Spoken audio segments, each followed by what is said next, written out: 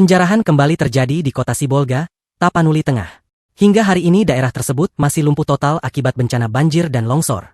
Setelah 5 hari terisolasi tanpa listrik, tanpa jaringan komunikasi, dan tanpa aliran logistik, warga yang kelaparan menyerbu gudang Bulog Sarudik Sibolga, Sabtu, 29 November 2025. Aksi ini merupakan rangkaian dari penjarahan di berbagai retail modern di Sibolga dan Tapteng.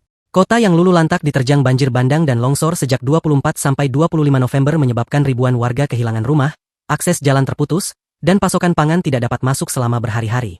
Diketahui, bantuan pemerintah baru bisa dikirim sejak Jumat, 28 November 2025. Bantuan logistik dari Medan telah diberangkatkan menuju Tapteng Sibolga menggunakan pesawat Hercules. Namun hingga malam ketika penjarahan terjadi di berbagai titik, bantuan tersebut belum sampai ke tangan masyarakat. Keterlambatan ini memperburuk kondisi warga yang sudah 5 hari bertahan tanpa suplai pangan. Saat pasokan tidak masuk, harga pangan di pasar-pasar kecil yang tersisa melonjak tak terkendali. Laporan warga menyebut harga cabai tembus Rp300.000 per kilogram, jauh di atas harga normal. Bahan pangan lain pun sulit ditemukan. Kondisi ini memicu gelombang kepanikan dan membuat masyarakat semakin nekat menyerbu gudang, toko, hingga fasilitas penyimpanan logistik. Dalam rilis resminya, Perum Bulog Kanwil Sumatera Utara menyebut kondisi sosial di Sibolga memburuk setelah infrastruktur vital rusak parah.